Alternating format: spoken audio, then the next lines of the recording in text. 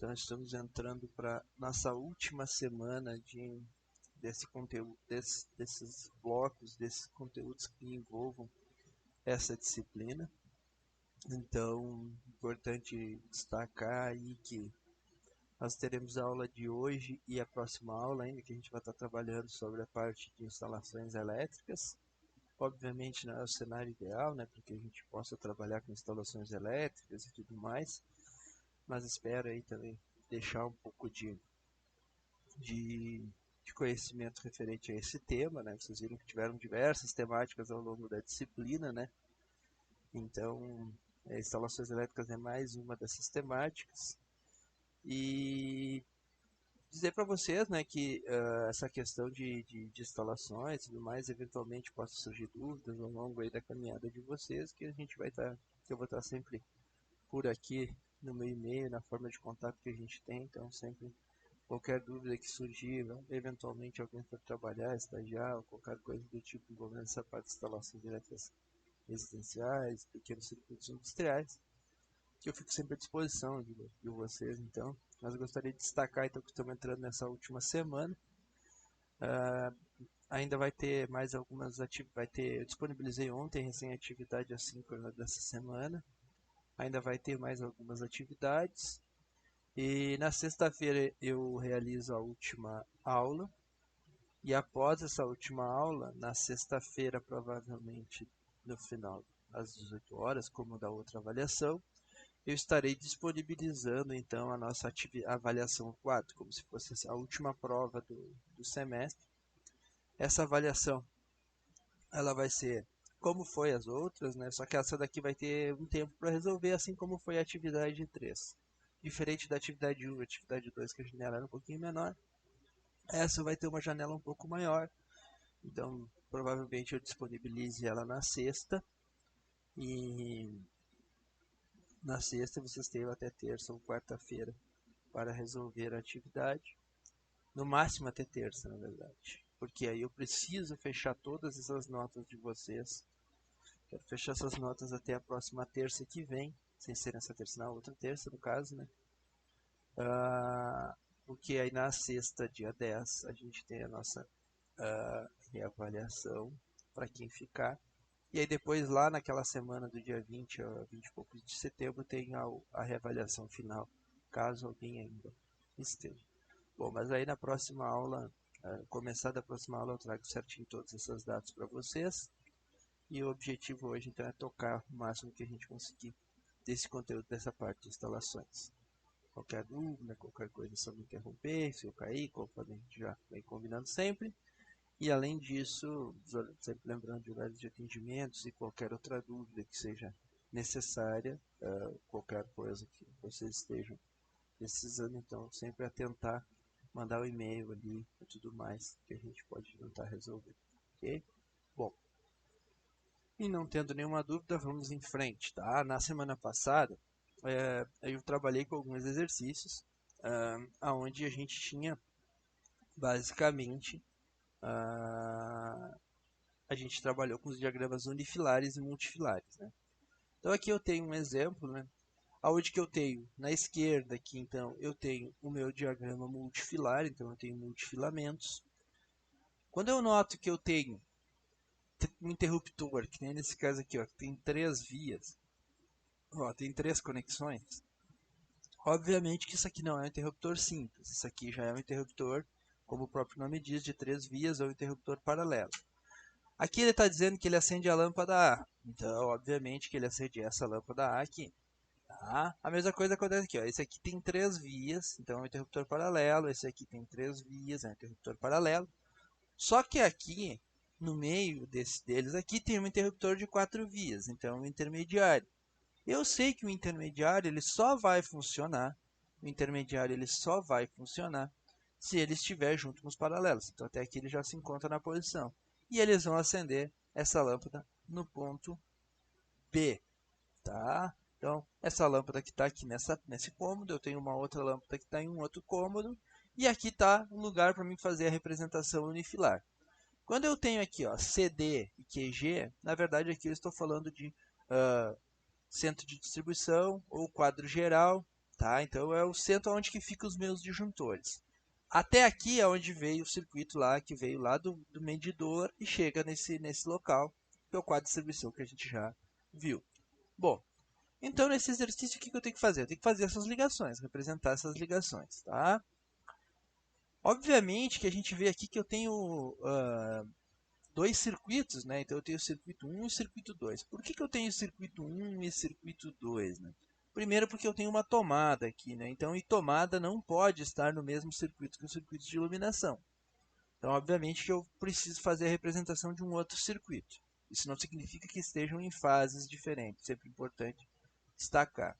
Bom, então a primeira coisa que a gente vai fazer, eu vou fazer por etapas, e eu vou estar primeiro ligando no circuito 1. Então a gente vai pegar do fase 1 aqui. Então eu estou pegando aqui. Tá?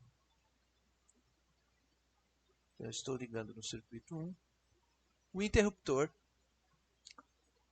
A. Então seria como se eu estivesse ligando um fio, estou levando um fio fase nesse interruptor aqui, tá?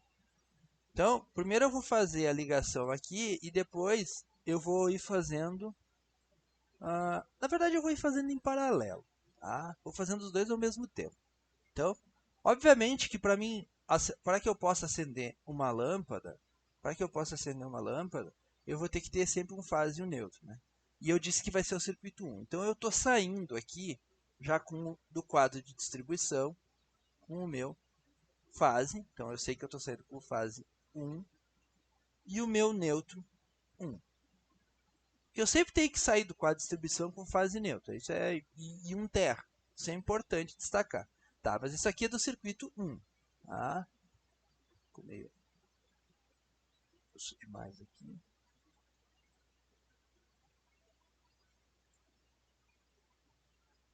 Vou sair com um fase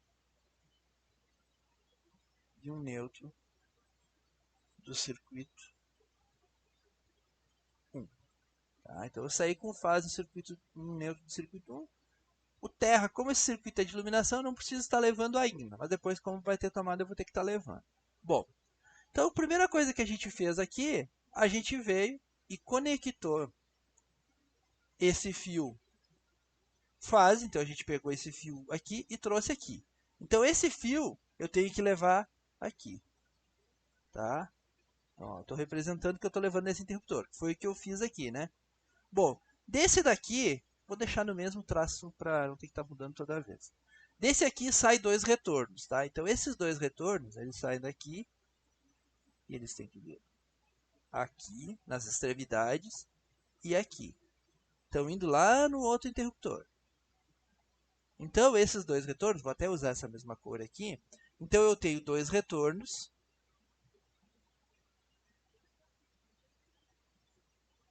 aqui. Tá?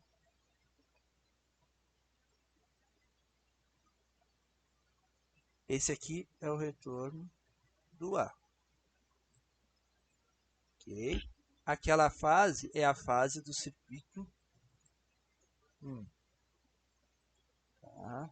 Bom, então eu tenho esses dois retornos, mas esses dois retornos eles saíram daqui, mas eles têm que chegarem aqui, né?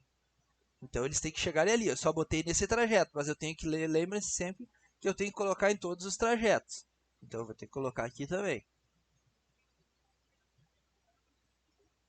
Tá?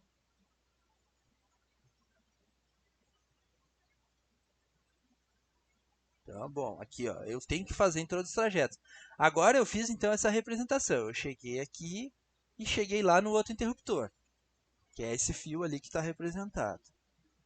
Tá? Bom, feito isso, o que eu tenho aqui? Reparem que às vezes pode estar para um lado, pode estar para o outro. Isso aqui não importa. O importante é que vocês tenham que pegar e levar os laterais nos laterais e o central no central.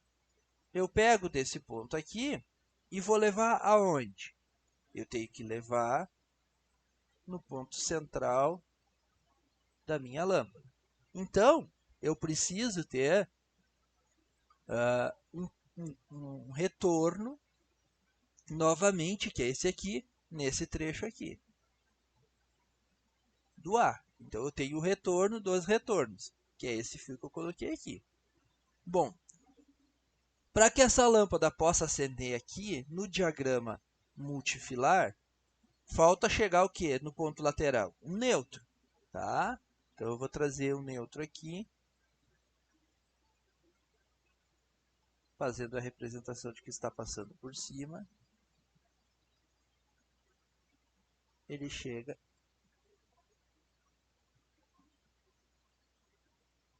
aqui.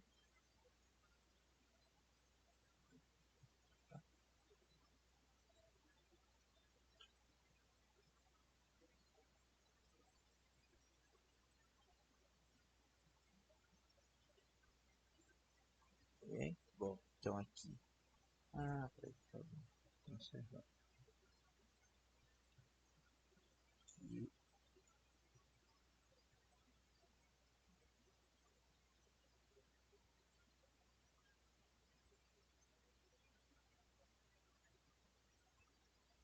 Ok? Bom, olhando no diagrama unifilar, eu preciso trazer um neutro aqui na lâmpada? Obviamente que eu tenho. Mas já chegou, né? Já chegou esse neutro aqui, ó.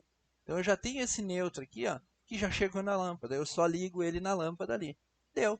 Tá feito. Essa primeira lâmpada aqui, essa lâmpada aqui, ela já está ligada. Então ela já está funcionando, tanto no diagrama multifilar quanto no unifilar.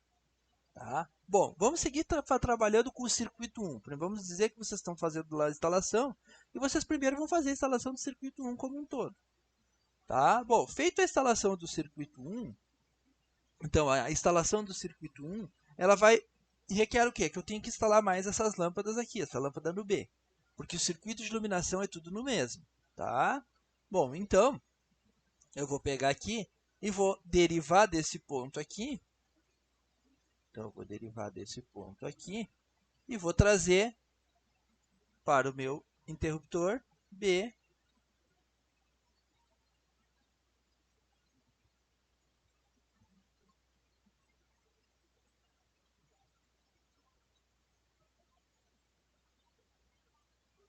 Vou trazer aqui no B. Então, eu tenho aqui no B.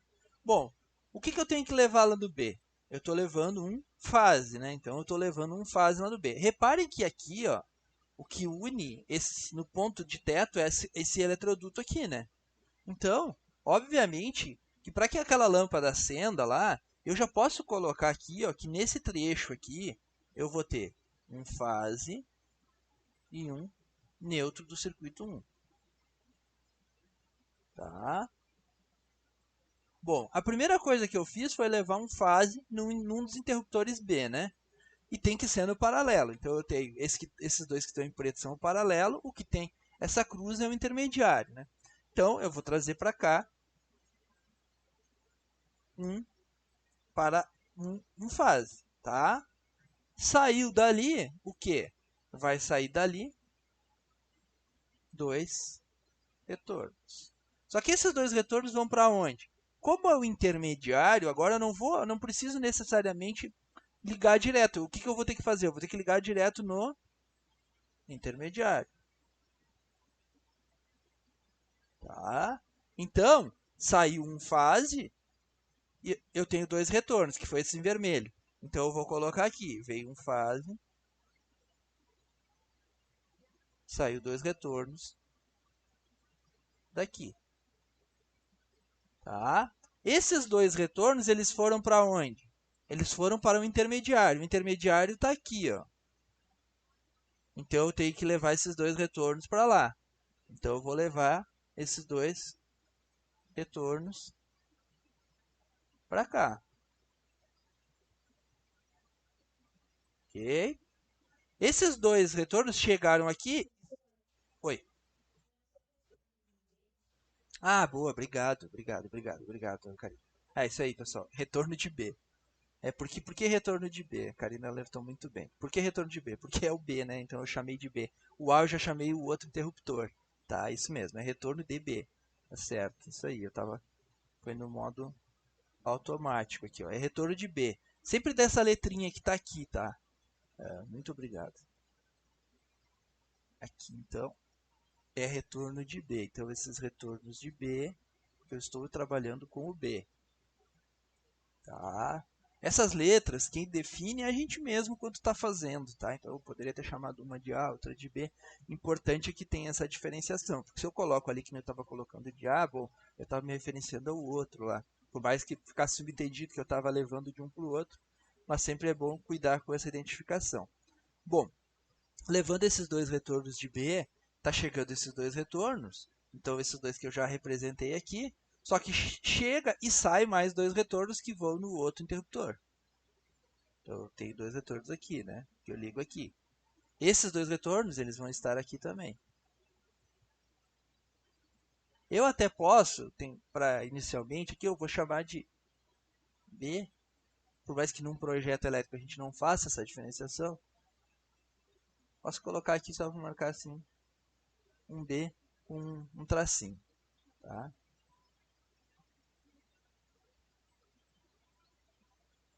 Ok. Bom, feito esses dois retornos foram para onde? Eles foram para o meu paralelo daqui, né? Então, para o outro interruptor paralelo. Então, é como se esse meu B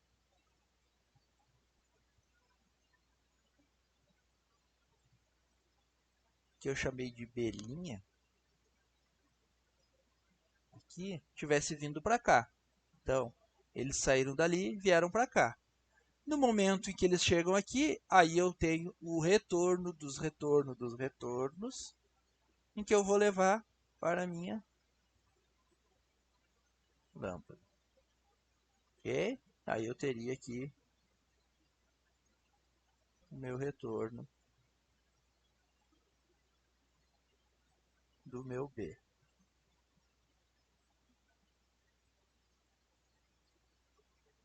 Bom, então aqui eu já teria feito, liguei essa lâmpada. Exceto que do diagrama multifilar eu ainda não liguei o meu neutro, que eu posso fazer assim.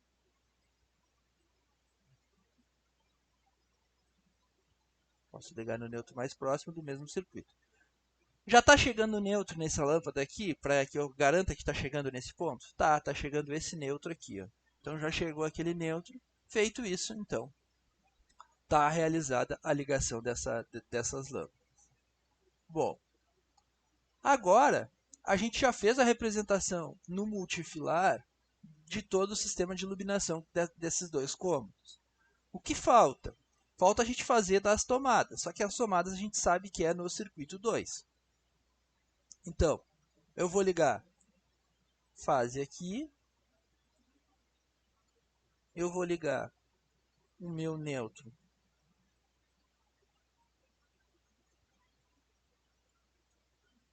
aqui, e eu vou ligar o meu terra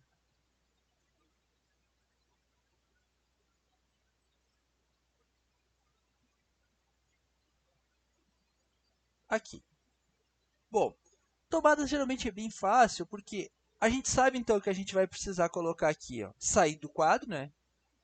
Tem que sair do quadro um fase, um outro neutro, não é o mesmo neutro, tá? E um terra. O terra eu poderia colocar aqui no meio, posso colocar a posição que eu coloco, pessoal, na representação, não importa a ordem, né? Geralmente a gente coloca a fase neutro junto e o terra, vocês podem colocar, por exemplo, um lugar onde que tiver mais espaço. Eu poderia colocar aqui, poderia colocar aqui. Tá? Tomar muito cuidado para quando eu fizer uma representação de fase neutra, não fazer assim. Ó. Coloca um neutro e aí vir colocar um terra aqui. Ó, e aí juntar aqui. Ó, porque aí vai ficar um símbolo que não existe. Tá? Então tem que tomar um pouquinho de cuidado só com isso. Quando a gente faz, depois eu vou falar para vocês, quando a gente faz esse projeto, geralmente a gente faz um software, por exemplo, tipo, para vocês que já são da área mecânica, vamos dizer assim, tipo SolidWorks, né? Só que o AutoCAD, né? Talvez alguém já tenha. E aí então já tem como botar a distância certinho e tudo mais. Bom, isso aqui é circuito 2, né? Então a gente sabe que isso aqui é do circuito 2. Então eu faço o neutro do circuito 2.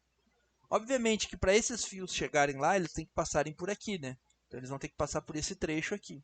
Então nesse trecho aqui também eu vou ter que representar. Eu tenho que representar sempre em todos os trechos. Então, posso colocar aqui. Poderia.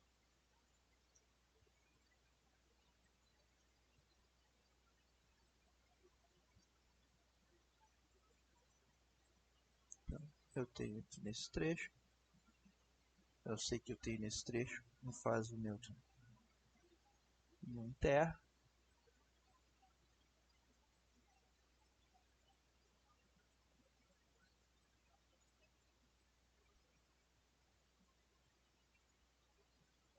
Do circuito 2. Bom, só que eles têm que chegarem lá naquela tomada, né? Então, obviamente que nesse trecho aqui também eu vou precisar colocar uma fase, um Newton e um terra.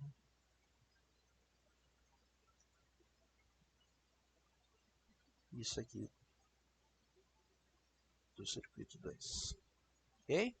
Bom, garanti que chegou lá para aquela tomada, todas as lâmpadas, isso aqui está feito a representação. Então aqui a gente já tem uma representação multifilar, unifilar de um circuito ah, envolvendo então um ambiente residencial. Isso aqui, por exemplo, como tem 3 portas, seria totalmente plausível de se utilizar. Nesse tipo, seria uma das formas da gente estar tendo melhor aproveitamento de toda vez que a gente fosse sair desses cômodos, a gente tem a possibilidade de ligar. Todos eles a gente teria como ligar e desligar as luzes. Ok? Sem nenhuma dúvida, vamos em frente. Aqui eu tenho um outro. Tá? Esse aqui, obviamente, agora eu vou fazer um pouquinho mais rápido, porque a gente já vem trabalhando e tal. Peço que vocês acompanhem e qualquer dúvida vão me interrompendo aí sem nenhum problema. Só que esse aqui eu vou fazer, primeiro eu vou fazer o multifilar e depois eu vou fazer o unifilar. Tá, bom, primeira escolha. A única coisa que a gente tem que olhar é assim, onde é que tá os interruptores, onde é que tá os pontos de iluminação. Então eu tenho o A aqui, aqui está o meu A, aqui está o meu B. Eu só tenho duas, só tenho duas. Esse daqui tem uma diferença, uma diferença aqui. Porque na realidade, tem que fazer uma coisa que eu esqueci de fazer. Esse daqui só tem um A. Isso.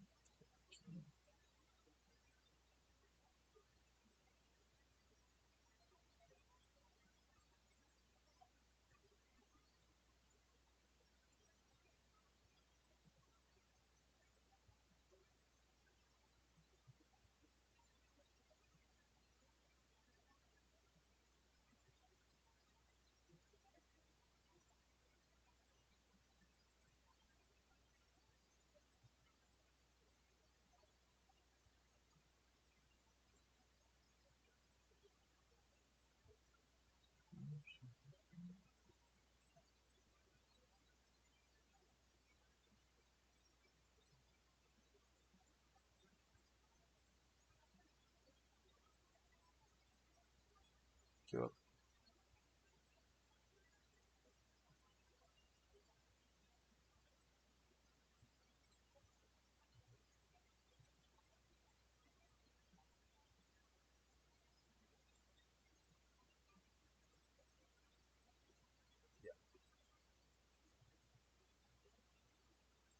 Feito. Esse aqui só tem um ponto de iluminação no teto.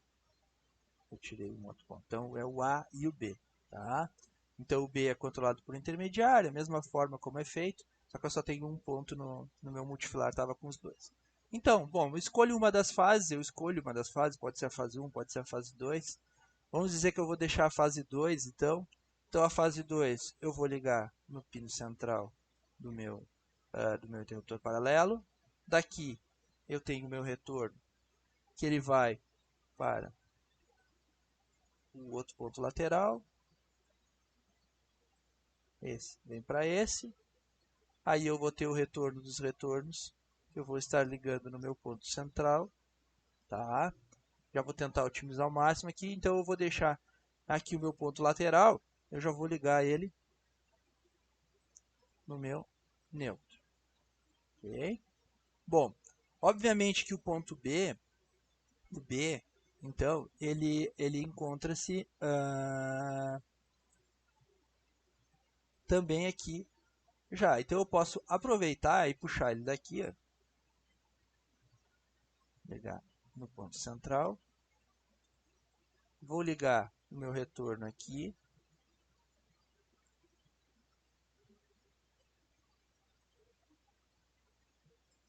E aí eu tenho o retorno dos retornos, da mesma forma, no meu ponto central. Então eu tenho que ligar no meu ponto central. E o meu ponto lateral, eu vou ligar aqui no meu neutro. Tá? Bom, o meu C a gente vai ligar no circuito de força. Por que, que o meu C eu vou ligar no circuito de força? Porque o meu circuito de força ele é constituído, então, pela tomada. Então, eu vou ligar aqui esse daqui no meu neutro 1. Pegou aqui. Esse daqui eu vou ligar no meu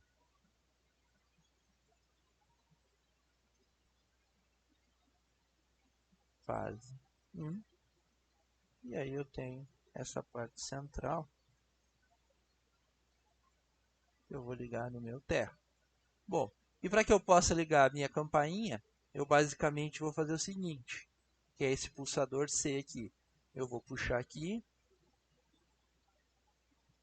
trago aqui no pulsador, tem um retorno que vai aqui ou qualquer outro lado, ninguém daquele lado, e aí aqui eu vou estar ligando no meu neutro. Bom, podem ver que eu separei, né? O que está à direita aqui, que está nessa região aqui, é um circuito e o que está aqui é outro circuito. Ok? Bom, na hora de fazer essa representação do diagrama multifilar, obviamente que o que vai sair do meu circuito? Sai um fase,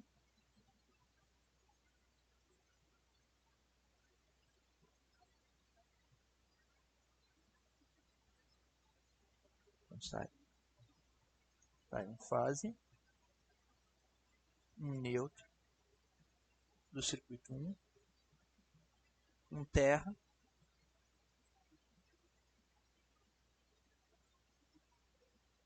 um neutro e um fase do circuito 2. Então eu tenho circuito 1, circuito 2. Tá? Então aqui eu tenho meus circuitos que estão saindo aqui. Eu usei o circuito 2 para iluminação, né? Então, quando eu olho para aqui, eu estou sabendo que isso aqui é o interruptor paralelo. Vou ir primeiro nesse. Vai um fase e eu tenho dois retornos de A. Esses dois retornos de A, eles vêm aqui. Então, eu tenho dois retornos de A. E aí eu tenho o retorno dos retornos. E vem aqui. Então, eu posso deixar tudo como A mesmo. Tá? Então, foi um fase. O neutro já está chegando aqui. Beleza. Então, já cheguei. Para que eu possa acender a lâmpada B, eu preciso levar para ela o fase que vai ir nos interruptores e o neutro, né? Então, eu vou ter que levar para cá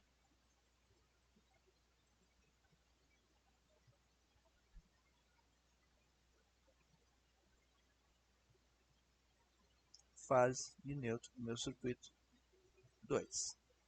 Tá? Aqui é circuito 2 também, volto a representar. Ah, por que circuito 2? Porque inicialmente aqui eu escolhi como circuito 2. Escolho um dos interruptores para ir primeiro, desde que seja no paralelo. Vou ir nesse aqui. Então eu tenho aqui. E aqui eu tenho o meu B, meu retorno do B agora. Circuito 2.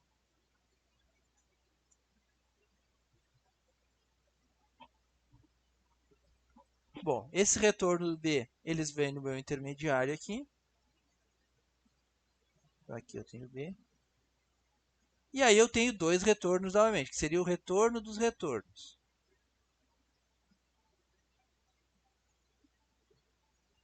Esse retorno dos retornos, ele vai vir aqui.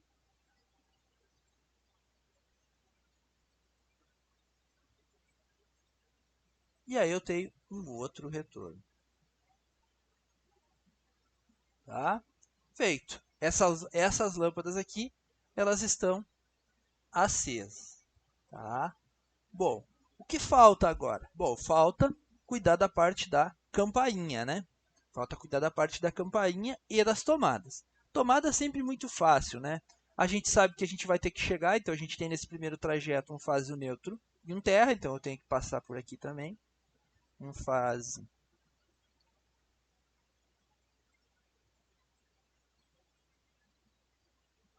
um neutro e um terra. Isso aqui do circuito 1. Obrigatoriamente, esse fase, um neutro, ele vai ter que estar nesse trajeto aqui, porque ele tem que chegar nessa tomada que está aqui, ó, a tomada está cá no cantinho. Então, eu vou pegar e vou fazer isso aqui.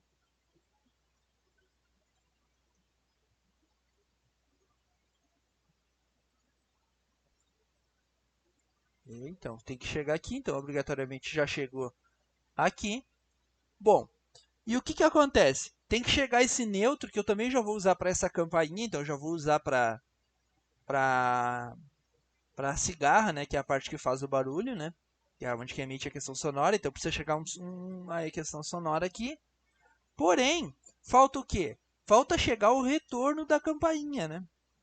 E como é que é o retorno da campainha? Porque é nessa porta aqui, ó, tá? Então, o que, que eu vou ter que fazer? Esse meu circuito 1, quando ele chega aqui nesse ponto, eu tenho que trazer um circuito 1 para cá, ó. Então, eu tenho que trazer um fase para cá, do circuito 1, na qual eu vou levar na campainha, e aí eu tenho o retorno, ó, que é o que eu fiz aqui, ó. Eu peguei daqui, ó, eu peguei em algum trecho e levei lá no pulsador. Então, é isso que eu estou fazendo. E aí eu tenho esse retorno aqui. Eu poderia até botar de uma outra cor aqui, só para... Esse aqui seria o meu retorno do C, tá? Só que esse retorno do C tem que chegar aqui, então aqui eu preciso ter um retorno do C. Ok? Então, obrigatoriamente, eu precisaria de um retorno do C nesse trecho aqui. Bom, feito isso, eu já liguei todas as lâmpadas, eu tenho fase neutra chegando no interruptor, tenho chegando na cigarra. A minha representação, cara, se eu não esqueci de fazer nenhuma representação, está realizada da forma correta. Então aqui a gente tem um exercício bem completo. Ah, se eu tivesse diversos cômodos, bom, aí é só ir analisando para cada ponto. A gente sempre procura, pessoal, vocês viram aqui, o que, que eu estou ligando agora? Ah, liguei esse interruptor. Então termina de fazer aquela ligação. Porque aí fica fácil de encontrar, por exemplo, eventuais problemas nas ligações e tudo mais. Ok? Bom, dessa parte de diagramas unifilares, multifilares, com esses exercícios, eu vou disponibilizar um exercício que é basicamente uma residência. Então, vai ter 7 circuitos naquela residência. Já vai ter sido inicializado fazer. Então, já tem dizendo, ó, tal circuito, tal cômodo é tal circuito.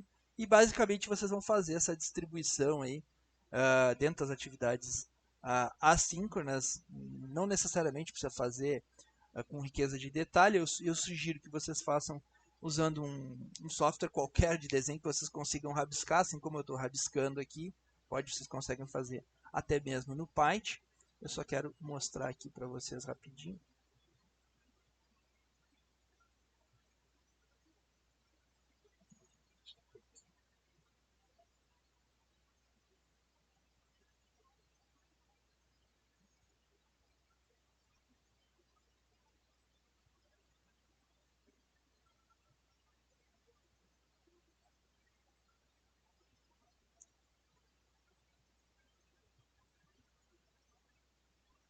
Basicamente é isso aqui, ó.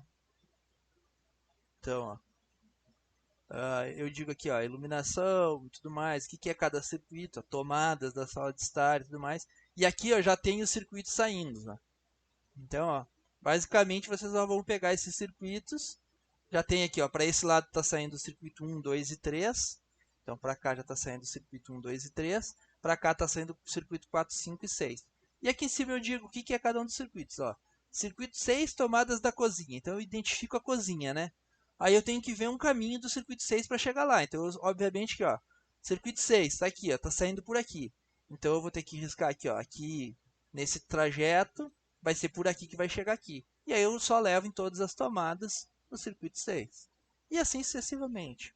Aí para fazer, podem fazer num Paint da vida, basicamente eu só vou pedir que vocês me enviem uh, a imagem, né, do desenho, né, porque eu vou disponibilizar para vocês. Então vou tentar disponibilizar essa imagem. Já vou disponibilizar ela e vou disponibilizar ela em formato de imagem também. E basicamente essa é mais uma dessas listas aí, dentro dessa parte das atividades assíncronas, que vale 3 pontos nessa segunda etapa. Né? Então tem essa e mais uma parte de proteção ainda, que aí vai ser dos formulários do Google Forms. Ok? Bom, então basicamente vai ser isso aqui. Eu vou disponibilizar isso aqui, como seria como vocês passando todos os condutores em um projeto no ambiente residencial. Bom, em frente então, a gente entra em mais um conteúdo importante, que é importante talvez a gente destacar, que é a questão dos quadros de distribuição, tá? Então aqui tem uma imagem de um quadro de distribuição. Então, o que é o quadro de distribuição? É o quadro dos disjuntores, que ele fica depois que ele vem do circuito alimentador, que passa pela medição. Então, eu tenho o quadro de distribuição, a gente já viu em diversas imagens, né? Então, esse quadro de distribuição é onde que fica alocados os meus disjuntores. Aqui eu tenho um exemplo com alguns um quadro. Então, na verdade, um quadro de distribuição é um equipamento elétrico destinado a receber energia elétrica de uma ou mais fontes e distribuir em mais circuitos. Então, aqui, aqueles circuitos 1, circuitos 2 que a gente está fazendo ali é distribuído pelo quadro de distribuição, destinado a abrigar mais dispositivos de proteção e manobra, que a gente vai estar estudando também, que existem outros dispositivos, e a conexão de condutores elétricos interligados a eles, a fim de distribuir a energia elétrica aos diversos circuitos. Tá? Então, aqui eu tenho um exemplo de um quadro, né, de distribuição, onde está vindo aqui da quadro, uma representação até bem mais antiga, onde o que acontece?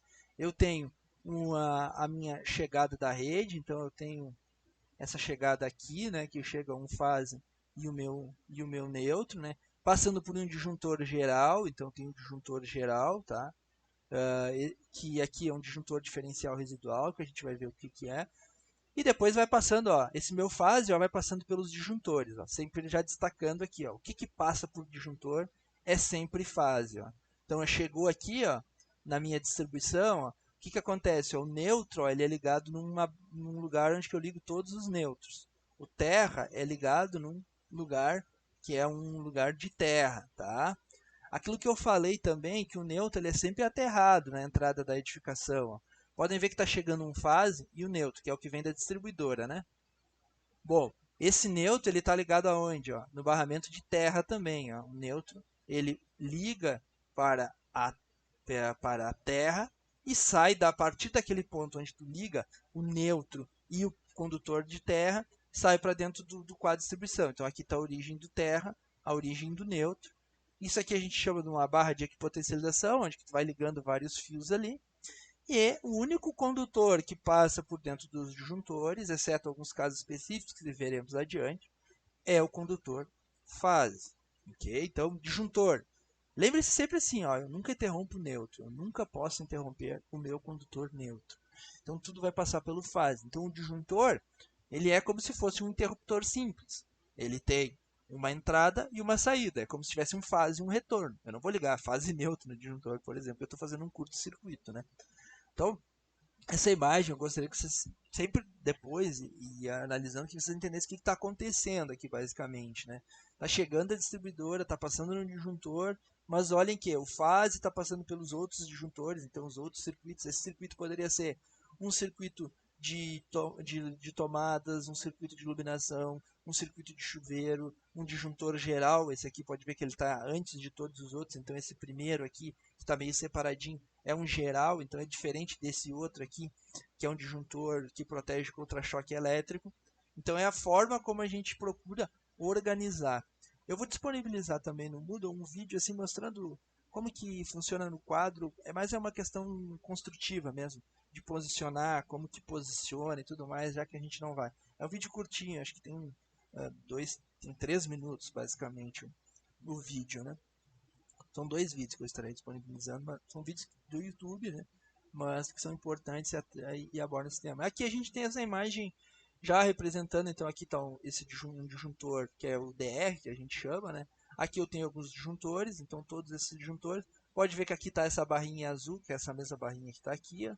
E essa barrinha em verde aqui é essa daqui também. Bom, as formas como o quadro é distribuído e organizado, bom, aí depende da questão da edificação, do tamanho da edificação e tudo mais. Não se tem um padrão, né?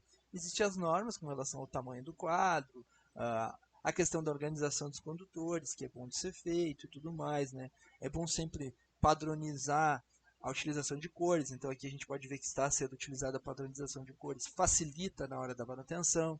Além disso, fixar com braçadeiras, identificação, pode colocar até a identificação de circuitos, qual dos condutores que é de qual circuito, que aí fica perfeito, além de anotar na tampa do quadro de distribuição. Aqui uma representação, então, pode falar.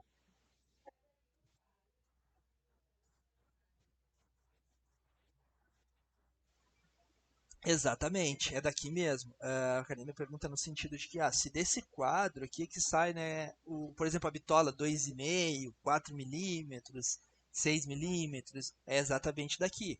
É a partir daqui. Porque, por exemplo, esse condutor que chega da rua aqui, ó, esse condutor que chega aqui, esse condutor geralmente ele é a maior bitola que tu vai ter na tua residência, entendeu? Então ele pode ser 10 milímetros, em geral 10 ou 16. No momento que ele chega aqui, é como se ele fosse. Então é como se fosse assim: tá chegando o condutor que vem da rua, tá? Aí é como se, pensando só no fase, né? Ele chegou aqui de um determinado tamanho. E aí ele começa a derivar, né? E ele deriva aonde? Dentro do quadro de distribuição. E aí a partir daqui é que sai com os tamanhos de acordo com a bitola dos condutores. O circuito de 2,5. Bom, então tá o circuito de 2,5. Não, o circuito de 4 milímetros. Tá, o circuito. E é a partir do quadro de distribuição. É a partir do quadro de distribuição. Por quê? Porque teoricamente aqui, ó, tu teria 10 milímetros, né? Que é onde tu vai vir toda a corrente da tua residência. Então ele tem que ser uma bitola maior. E aqui começa a dividir. Vai um pouco para cá de corrente, vai vir um pouco para cá e vai vir um pouco para cá. Consequentemente, essas bitolas podem ser menor. Mas de repente daqui a pouco aqui vai ter que ser 6 milímetros e os demais podem ser 1,5. Não necessariamente a soma de área tem que dar a área de entrada. Não, não é assim que funciona. Né? Que cada um tem. Isso não tem uma linearidade, né? Com relação a essa questão da bitola e da capacidade de condução de corrente. Mas é no quadro de distribuição que é onde que acontece essa questão de definir. É a partir dali que eu defino e saio com as minhas bitolas. Então vai ter condutores maiores, condutores menores. Aqui, talvez até se eu der um zoom. Deixa eu ver aqui, talvez não sei se fica claro, ó, mas pode ver que esse condutor aqui, ó, esse condutor aqui, ele é bem maior a bitola deles que, por exemplo, esses aqui, ó, tá? Por quê? Provavelmente esse aqui seja o do chuveiro, tá? Então aqui ele já tem uma bitola maior, tá? Os condutores de terra, a gente utiliza um padrão, um único condutor. Na verdade, a gente usa uma única bitola, tá? É a única questão com relação ao terra. Mas ele nunca pode ser inferior ao neutro utilizado, né? Então, por exemplo, no chuveiro, em geral, o pessoal acaba tendo que utilizar também a mesma bitola, embora por padrão, por muitas vezes em questão de residência, o pessoal acaba utilizando sempre 2,5 para tudo, né? Aí acaba ficando aquela questão meio padronização, embora fora de norma.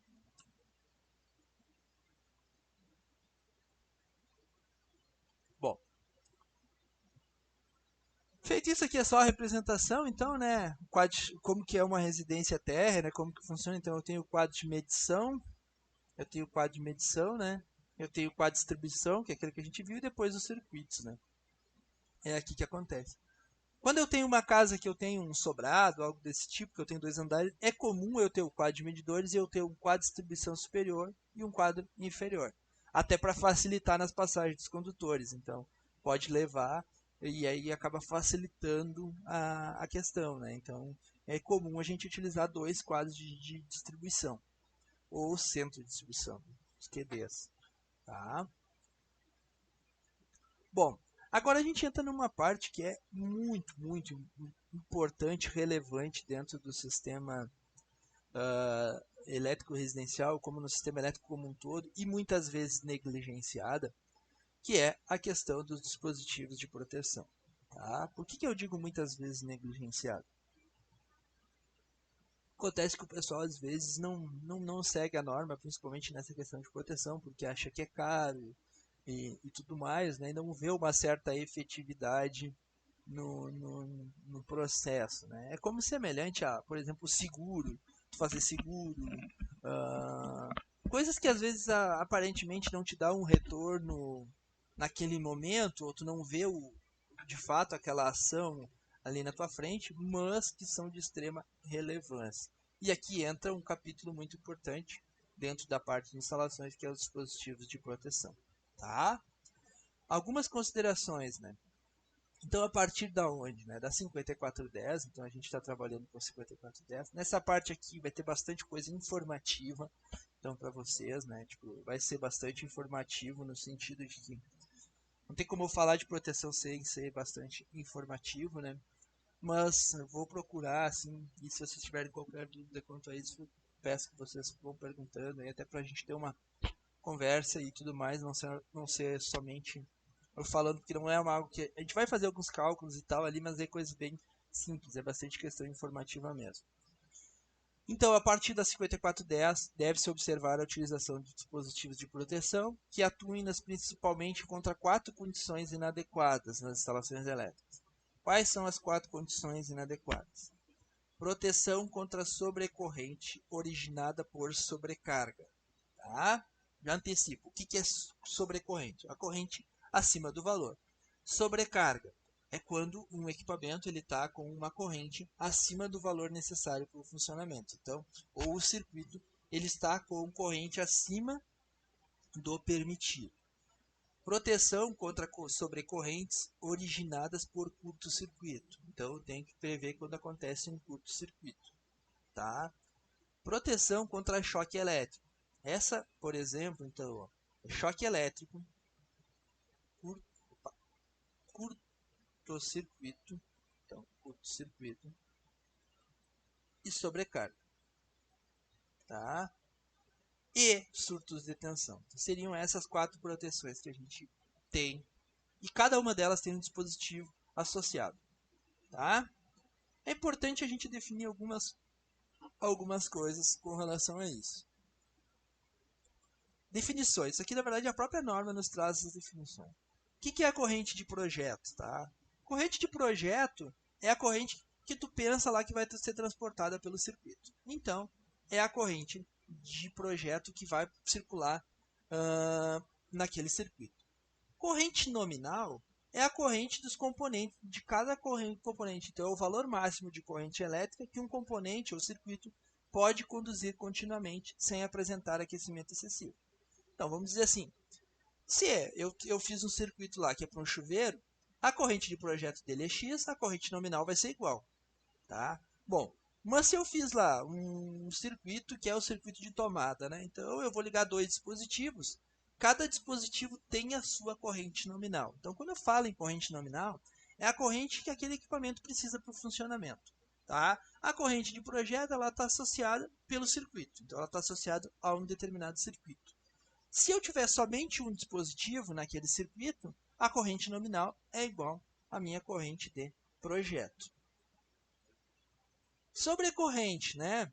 O que vem a ser a sobrecorrente? É caracterizada quando o valor da corrente do circuito excede o valor da corrente nominal. Tá? Excede o valor da corrente nominal do circuito. O que pode ocorrer tanto em situações de sobrecarga quanto curto-circuito. Qual a diferença entre sobrecarga, né, e curto-circuito? Isso é importante, né? A sobrecarga é assim, vamos dizer assim, talvez já possa ter acontecido com algum de vocês. Vai tomar um banho e às vezes fica muito tempo, ou a pessoa e o circuito não está bem dimensionado, ou tem outras cargas ligadas naquele circuito, embora de forma equivocada. E aí do nada, pá, desliga, né? Depois de um determinado tempo, o circuito desliga. Isso é uma sobrecarga, por quê? O disjuntor, ele aqueceu, E aí no que ele aqueceu, então ele desligou. Entretanto, isso é diferente de quando é curto-circuito, né? Porque curto-circuito, quando é uma descarga elétrica, algo desse tipo, é instantâneo, né? Se fizer um curto, ele tem que desligar na hora, né? Então é diferente. Pense que a sobrecarga é aquilo que vai aquecendo até que ele desliga, enquanto que o curto-circuito é instantaneamente, tá? A corrente de sobrecarga é a corrente devido a alguma alteração da condição normal do circuito. Tem seu valor maior que a corrente nominal e pode persistir por longo período. E aqui eu destaco um ponto que a gente já falou na nossa disciplina, que é as emendas. Então, o circuito feito com diversas emendas mal realizadas, ele pode causar, então, uma corrente de sobrecarga. Então, ele é uma alteração da condição normal, tem seu valor maior que a corrente nominal. Valor maior que a corrente nominal. E pode persistir por um longo período. Corrente de curto-circuito, né? O que é corrente de curto-circuito? O próprio nome dela já nos diz, né? Então é decorrente de uma falha elétrica, onde dois ou mais condutores entram em contato. O curto é isso. Basicamente, o curto-circuito, a definição de curto-circuito é um circuito curto-circuitou. Basicamente, o fase entrou em contato com o neutro, ou fase terra. Tem a característica de elevar o valor de corrente. Quando isso acontece, né, pessoal, é extremamente perigoso e a corrente atinge valores muito, muito altos. Lembre-se sempre que a relação entre corrente e tensão e resistência estão associados, né? Quando a gente faz um curto, é como se a gente tivesse basicamente o seguinte, né? Vamos pensar que a gente sabe que a gente sabe isso aqui, né? Que I é igual a V sobre R, né? Quando eu tenho um curto, a minha resistência é praticamente zero. Se eu tiver uma resistência muito baixa aqui, se eu tiver um valor muito pequeno de resistência, então ele for um valor muito pequeno, a minha corrente aumenta e vai nas nuvens, né? Então o que acontece no curto-circuito é isso, né? Então um disjuntor, dependendo da situação, ele tem que ser muito rápido para atuar, né? Tem até as curvas características dele por causa disso, né? Porque ele necessariamente pode causar, né, danificar o circuito, pode causar. Então o disjuntor ele vai atuar, a gente vai ver que ele vai atuar no sentido de eliminar esse tipo de falha. Corrente de fuga é uma corrente muito pequena. A corrente de fuga, talvez vocês não tenham, é a corrente que flui devido a uma falha. Um exemplo que eu gosto sempre de usar para corrente de fuga, talvez vocês não tenham presenciado, mas é aquelas geladeiras que às vezes, devido ao uso delas, né, e tal, às vezes a geladeira, principalmente a geladeira um pouco mais antiga, né?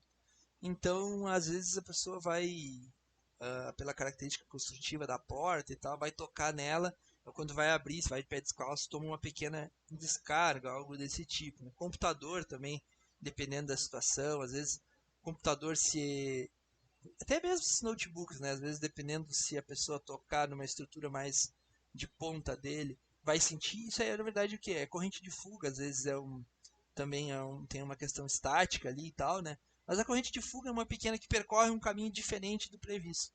Então o circuito não está aterrado da forma correta e essa corrente de fuga acaba percorrendo. Tá? Esses são termos e terminologias que a gente vai estar repetindo ao longo aí do tempo. Bom, e aí a gente chega no disjuntor termomagnético. Tá? O disjuntor termomagnético é o equipamento de proteção mais utilizado em instalações elétricas. Ele é utilizado para a proteção dos condutores de energia da instalação, então o disjuntor, de fato, de todos os dispositivos de proteção, ele é o mais utilizado, né? Dentro daqueles 4 lá que a gente viu, lembrando que a gente viu lá no começo, né? Aqui, que a gente tem que prever proteção para essas 4 aqui, né? O disjuntor ele tem a característica de proteger tanto contra a sobrecarga quanto contra o circuito. O disjuntor não protege contra choque elétrico e não protege contra surto de tensão. Tá? É o equipamento de proteção mais utilizado. Né? Ele é rearmável. O que significa que é rearmável? Né? O disjuntor ser rearmável ele significa basicamente, né, que após uma pane ou algo desse tipo, né, tu vai conseguir então estar religando ele novamente. Talvez, não sei se vocês já perceberam, quando é sobrecarga, quando aquece o disjuntor, ele fica muito tempo com um circuito acima e ele desliga. Às vezes é comum a pessoa, quando for tentar rearmar ele não conseguir, porque ele tem um dispositivo interno ali que aqueceu demais e amoleceu. Então tem que esperar alguns segundos ele esfriar para poder rearmar. Então, ele permite fazer manobra, interromper o fornecimento de energia de maneira muito fácil. O disjuntor, então, como que funciona o disjuntor, tá? Ele tem um disparador térmico, tá? E o que vem a ser o disparador térmico? É uma lâmina bimetálica. Mas o que é uma lâmina bimetálica? Tem dois metais diferentes, que quando aquecida apresenta curvatura devido à diferente dilatação dos metais. A partir dessa curvatura é realizada a atuação do disjuntor para que o circuito seja interrompido. Lembra que eu falei que o disjuntor ele atua por duas formas, né? Para sobrecarga, então sobrecarga,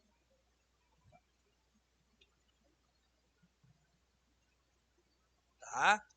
E também ele vai atuar para curto. O disparador térmico ele vai atuar para sobrecarga, porque ó, é composto por uma lâmina bimetálica, dois metais, que quando aquecida apresenta curvatura devido a diferentes dilatações dos metais. Então, basicamente, ela aquece. Então, o disparador térmico ele vai atuar para a sobrecarga. Então, quando ele aquece, ele automaticamente faz com que ele tenha essa interrupção do circuito. O disparador eletromagnético atua a partir do campo magnético criado pela circulação de corrente de curto-circuito por uma bobina. O que acontece? Basicamente aqui, ó, até já está marcado aqui, ó, tem uma bobina aqui, ó, tem uma certa uma bobina, né? E essa bobina, e aqui, ó, eu tenho esse bimetálico, tá? Agora eu vou mostrar um videozinho depois para vocês. Então eu tenho um bimetálico e essa bobina. O disparador eletromagnético, ele atua por curto. Mas por que ele atua por curto? E aqui entra um conceito bem interessante, né? A gente sabe, a gente viu lá em eletromagnetismo, e é por isso que é disparador eletromagnético, que corrente elétrica produz campo, né? Então, se essa corrente, como o curto-circuito é uma corrente muito alta, quando ele produz essa corrente muito alta que passa no dispositivo, ele automaticamente, ele faz com que esse atuador venha a interromper o circuito. Tá? Então, só que é importante destacar, eu tenho dois disparadores, né? Eu tenho tanto o disparador térmico e eu tenho tanto o disparador eletromagnético, tá? Um vai atuar para curto e o outro vai atuar para sobrecarga. Vou mostrar um videozinho com vocês rapidinho. Só um momento. Vou parar de compartilhar aqui.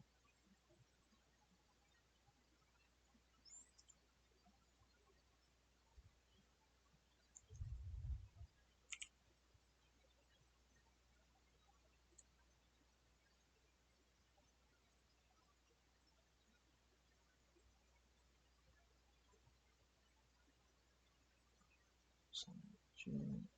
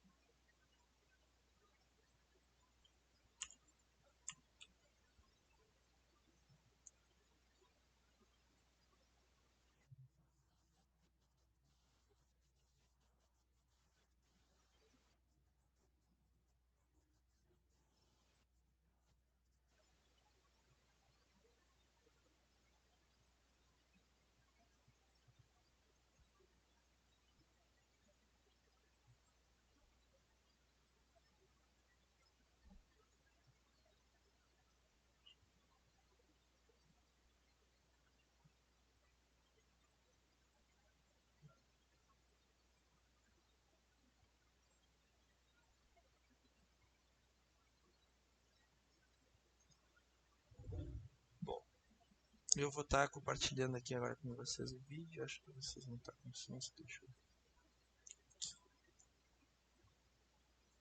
eu... basicamente esse vídeo, então, ele é um vídeo curtinho, tá, pessoal? É só para explicar basicamente essa questão do disjuntor interno. Só me digam se vocês não estão com o áudio certinho aí. Me questionou como que funcionava um disjuntor, então eu abri um disjuntor para mostrar para vocês, ok? Então esse aqui é um disjuntor termomagnético, ele é um elemento de proteção, né? Os disjuntores são elementos de proteção, e esse disjuntor ele trabalha com dois princípios de funcionamento, ou melhor, de desligamento para proteção do circuito.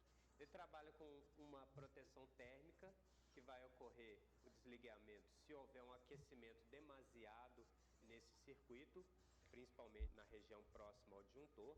E ele também funciona por um princípio magnético, que é decorrente aí de um curto-circuito. Todo condutor, quando passa uma corrente elétrica por ele, ele cria um efeito magnético. E esse efeito magnético foi utilizado nos disjuntores para quando uma grande corrente, né, uma corrente acima do determinado pelo disjuntor, percorrer o circuito interno do disjuntor, ele faz o desarme aí desse disjuntor. Então, o princípio térmico ele ocorre neste ponto aqui, ó, que é uma lâmina bimetálica.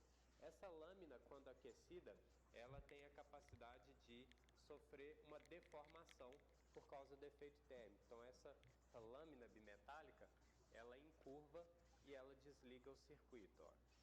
Ela provoca esse efeito de ser encurvado. E a parte magnética é essa bobina aqui de cobre. Então, quando uma grande corrente percorre essa bobina, ela consegue retrair esse pistãozinho aqui e ela faz o nosso disjuntor desarmar, ok? Esses são os contatos onde a gente liga os nossos cabos, ok? E eles têm um contato entre eles quando o disjuntor é ligado através dessa lâmina aqui, ó. Ela encosta nesse polo de cá, faz uma passagem por esse filamento de cobre, passa pela bobina, tem um outro filamento de cobre na parte de trás que é conectado à lâmina bimetálica e aí ela tem uma conexão com esse outro lado de cá, ok? Então, quando o disjuntor é ligado, essa lâmina aqui, ó, essa parte móvel aqui, ela se encosta do lado de cá e promove a conexão todo o disjuntor, ok? Então esse disjuntor ele está ligado. Então pode ocorrer dois efeitos para desarmar esse disjuntor. O primeiro efeito é o efeito da lâmina bimetálica. Se ela aquecer e começar a curvar, ela vai encostar nesse elemento aqui e aí o disjuntor desarma, ok? O outro efeito que vai proporcionar o desligamento desse disjuntor é através do efeito magnético que vai ocorrer nessa bobina. Quando acontecer uma sobrecorrente, né, a corrente for muito maior do que o determinado pelo disjuntor, esse pequeno pistãozinho que está aqui, ele vai acionar e aí ele vai empurrar esse pistão do lado de cá e ele desarma o disjuntor pela mesma maneira. Então, o disjuntor ele trabalha, o disjuntor termomagnético, ele trabalha com esses dois princípios de funcionamento. Aquecimento na lâmina bimetálica, ok? Para proteção do circuito sobreaquecimento e o efeito magnético na bobina, que vai proteger aí o nosso circuito ou equipamento de um curto-circuito, né, que vai ocorrer um aumento súbito da corrente, ou mesmo de alguma disfunção do circuito que venha a proporcionar um aumento da corrente gradativo. Quando esse aumento da corrente chegar no limite, ele vai fazer o desarme.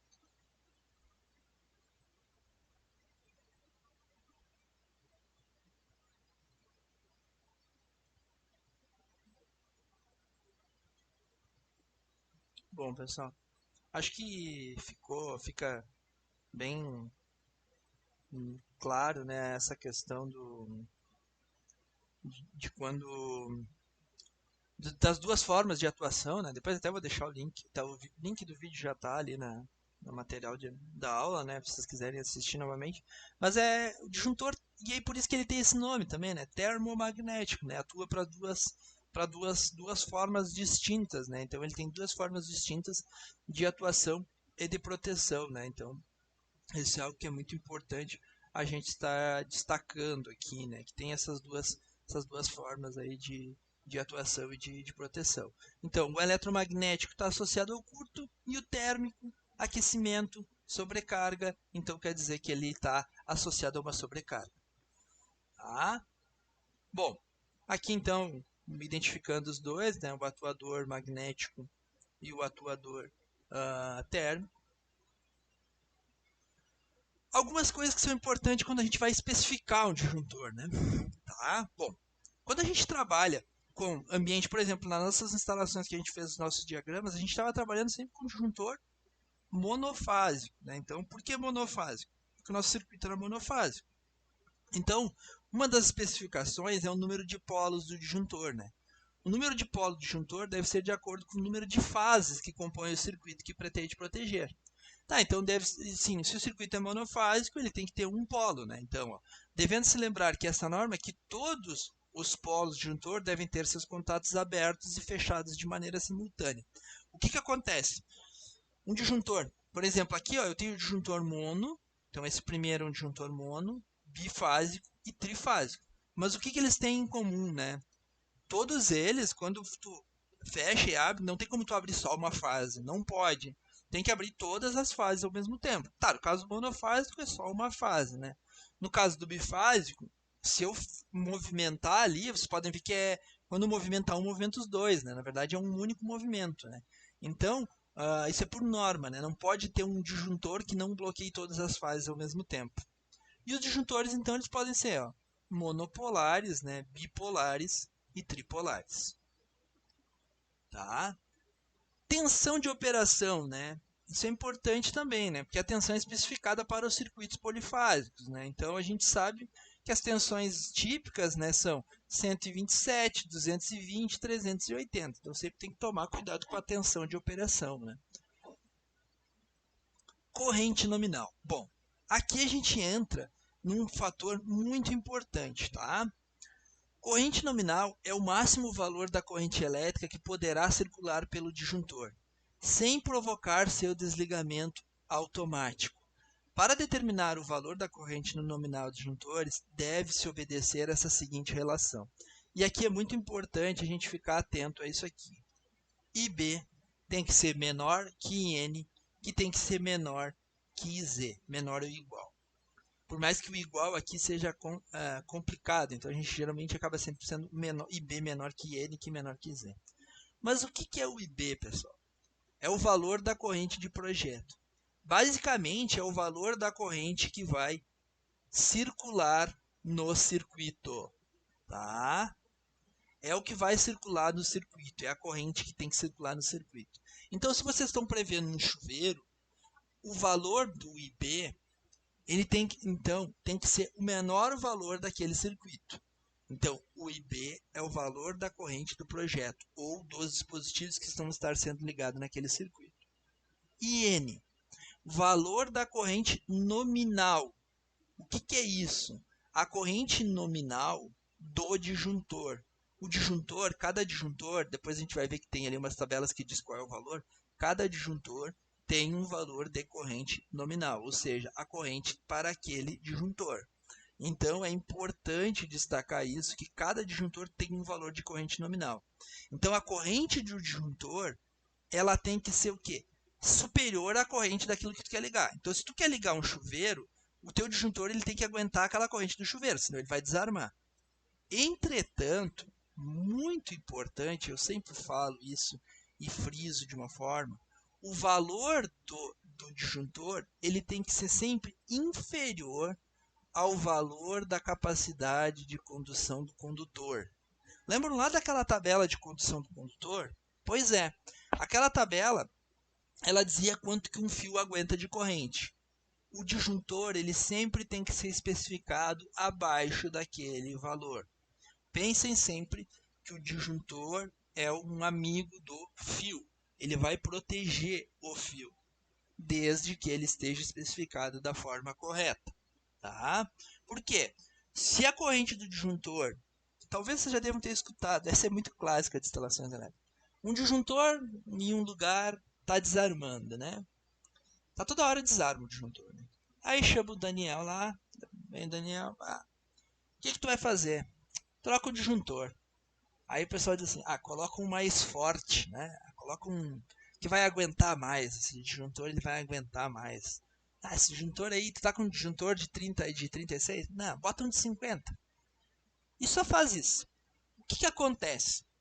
De fato, aquele disjuntor agora só vai passar a atuar quando tiver 50 amperes de corrente nele.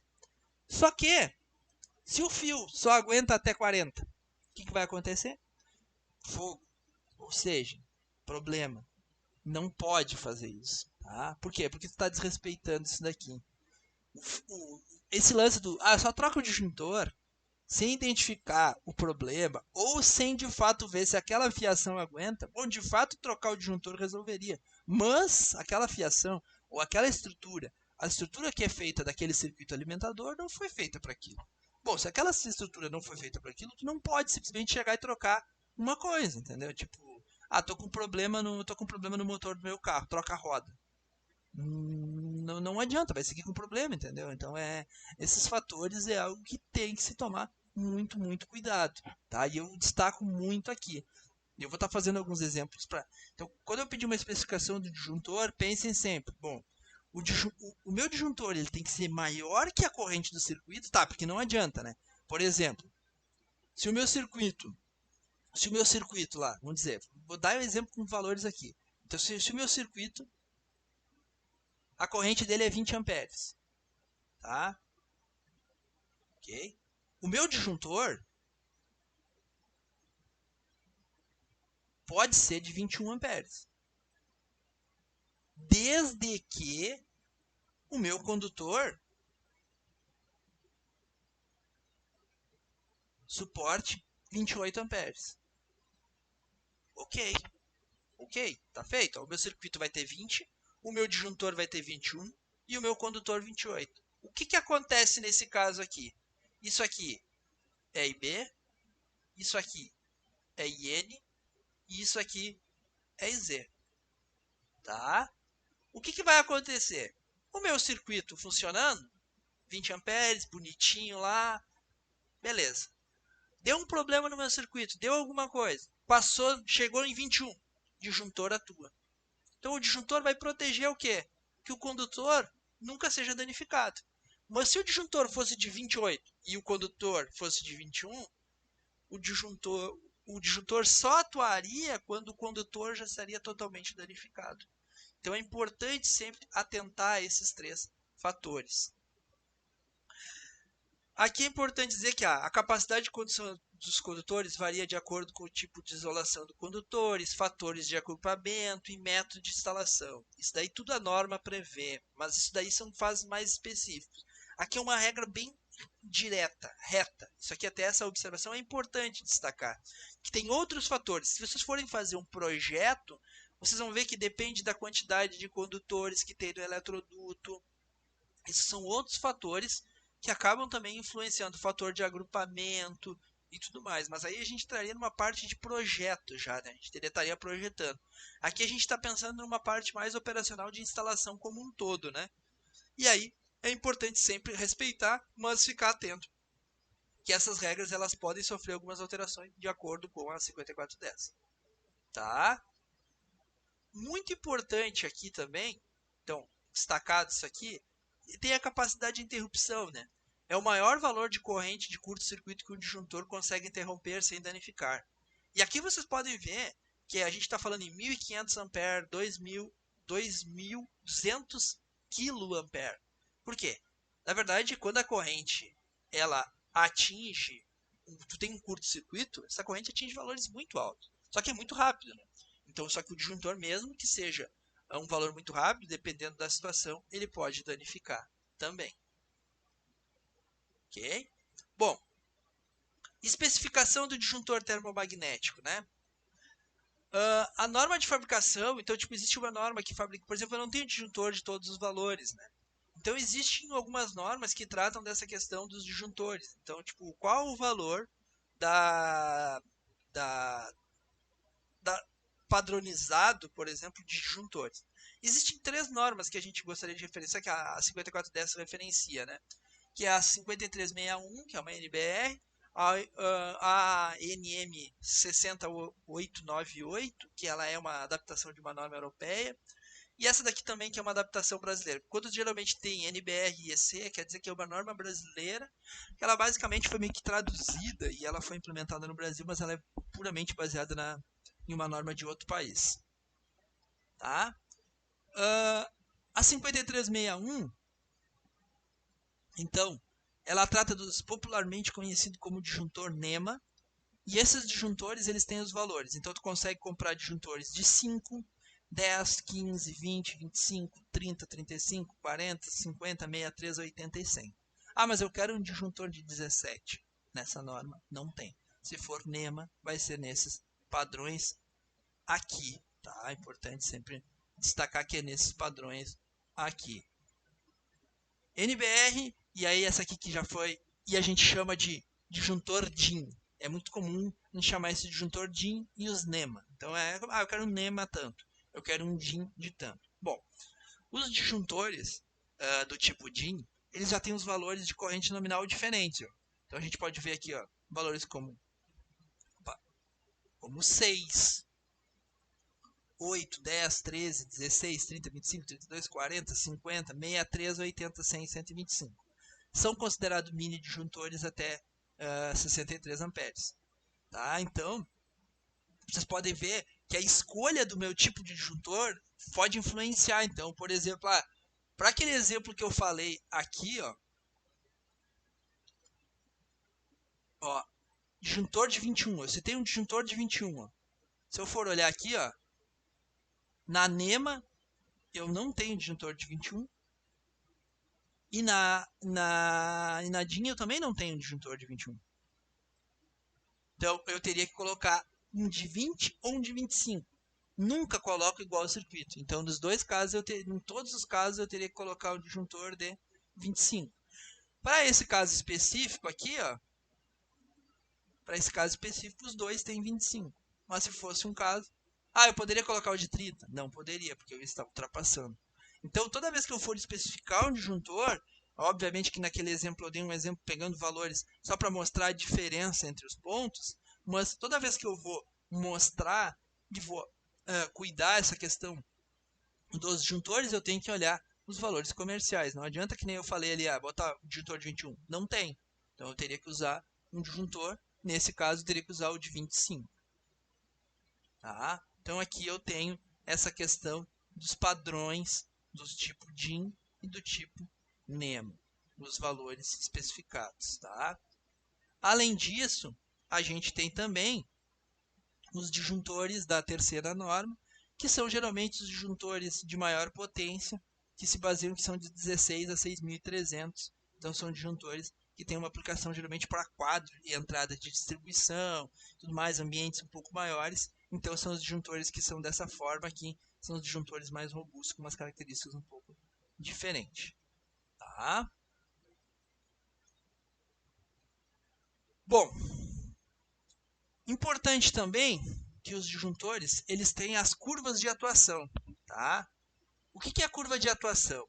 Ela indica a resposta do disjuntor relacionado à intensidade e o tempo de atuação. Tá? Então, existe um disjuntor que atua um pouco mais rápido e um disjuntor que atua um pouco mais lento. Tá? A gente tem três curvas de disjuntor. A gente tem curva do tipo B, curva do tipo C e curva do tipo D. Cada uma delas tem a sua aplicação. Tá? Curva do tipo B, atuação instantânea.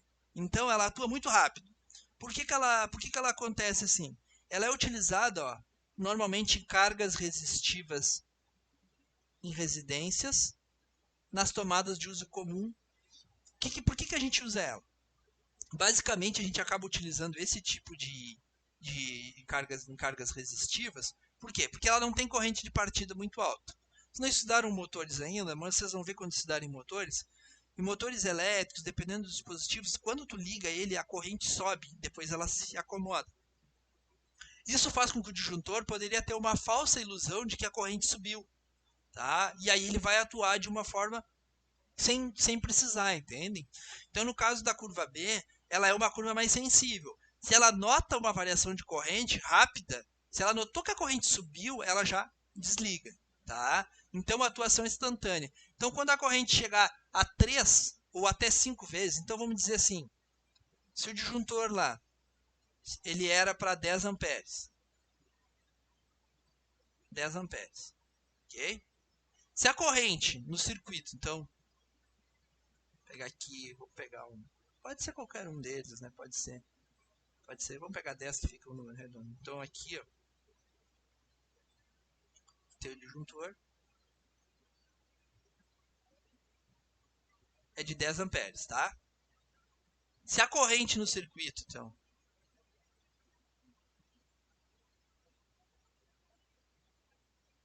chegar a 3 vezes isso, chegar a 30 amperes, ele vai atuar instantâneo. Tá? Então ele vai atuar instantaneamente. Por quê? Porque chegou a 3 vezes, tá? Caso contrário, ele espera um pouquinho, mas tipo, significa o quê? Ah, mas a corrente passou de 10, não vai atuar. Sim, mas é que se é 30, ele atua instantâneo. Né, milésimos de segundos. Não tem um delayzinho mínimo de tempo. É instantâneo. Tá? Então aqui a gente está falando de atuar instantaneamente. Atuou. Tá? Então é de 3 até 5. Então eles são mais sensíveis à variação de corrente. Curva do tipo C. Essa daqui é quando eu tenho média corrente de partida. E geralmente é circuitos quando eu tenho a presença de cargas indutivas, como motores, sistema de comando, circuito de iluminação em geral. Por quê? Porque aí ele vai atuar para o mesmo exemplo, vamos dizer aqui, que eu tinha o meu disjuntor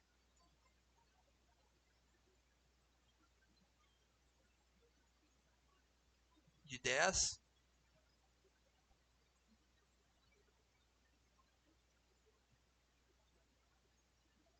Aqui fala em 5, né? 5 até 10. Então, se ele chegar em 50, então atua.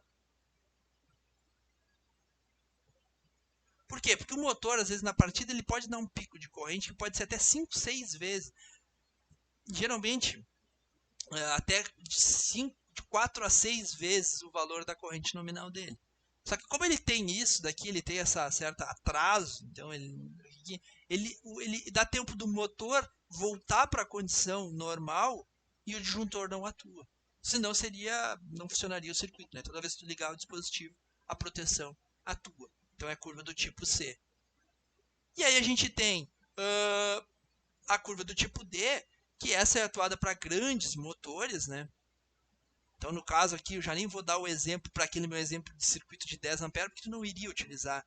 Então, no caso, que nem aqui a gente citou, né? Porque curva do tipo C, do tipo D, é muito específico, que nem fora ali, para grandes motores, grandes transformadores, porque aí a corrente ela permanece por um tempo maior mesmo, e é para valores de corrente muito maiores. E aí, então, motores, transformadores, então a corrente demora a cair. Mas sempre pense, esses dispositivos, assim, de um modo geral, eles têm a característica de ter assim, ó, uma corrente de partida, por exemplo. A corrente de partida ela começa muito alta e depois ela cai, até chegar num ponto de operação. Ela não vai cair a zero, mas ela vai cair num ponto de operação, tá? Mas ela começa geralmente muito alta. Motores e equipamentos elas têm uma corrente. Só que esse tempo aqui que leva pode fazer com que o disjuntor atue. Então esse tempo, essa janela aqui, né? Se eu considerar que aqui eu tenho tempo e que aqui eu tenho corrente, essa janela aqui, dependendo se o disjuntor não for escolhido da forma correta, ele pode então acabar atuando. Aqui tem um exemplo de como que funciona essas curvas, né? Basicamente, a questão de atuação em tempo. Então, quanto que um disjuntor leva? Quando a corrente, um disjuntor em geral, ele pode levar aí 1 segundo. Pode até dependendo do valor de corrente. Então, quando a corrente é uma vez só, então imagine que aqui, uma vez, tá, ele não vai atuar. Se a corrente passa a ser entre 1 e 2, que nem essa janela aqui, ó, que eu tenho aqui, entre 1 e 2, você pode ver que essa curva não é linear. Então, por exemplo, entre 1 a 2 vezes a corrente nominal. Então, por exemplo, eu estaria com 20 naquele meu exemplo. Dependendo do tipo de disjuntor, ele pode levar até 10 segundos para atuar, quando a corrente está em 20. Tá? Dependendo da curva característica. porque tu tá um simples aquecimento, né?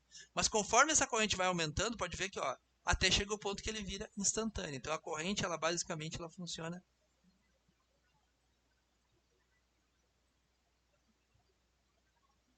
aqui para a curva B,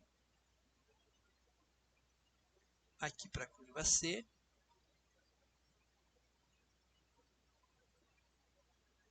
esse é o traçado dela. É entre ali, né? Mas a gente pode pegar e aqui para a curva D. Quer dizer o quê? Se é uma curva do tipo C, não necessariamente quando ele chegar em 3 vezes ele vai estar no instantâneo, ele vai estar nesse ponto aqui. Mas quando é da tipo B, ele já vem para cá, o instantâneo. Tá? Então, é como se eu tivesse 3 curvas sobrepostas, né? E nesse trecho aqui eles são iguais. Então, basicamente, eu posso pensar assim a curva de disjuntor. Tá? Quanto maior a letra, tipo assim, tipo assim, a B, ele vai atuar mais rápido para uma sobrecarga. C, mais lento e D, mais lento ainda, né? Por isso que cada curva é importante quando vai especificar um disjuntor. No ambiente residencial, a gente acaba ficando sempre com curvas do tipo B e curvas do tipo C. E isso é importante numa especificação. Tá? Bom, é importante sempre, isso aqui eu vou começar na próxima aula fazendo, relacionar o disjuntor com a capacidade de condução de corrente do mesmo. Tá? Mas isso aqui é o objetivo da gente começar na próxima aula, que a gente vai fazer depois um exercício especificando o disjuntor e colocando as principais características que o mesmo deve ter. Ok? Bom, de minha parte era isso. Se não tem nenhuma dúvida, então agradeço aí a presença de todos. Fico aberto aí se tiver alguma dúvida, quiser alguma curiosidade ou algo do tipo que eventualmente possa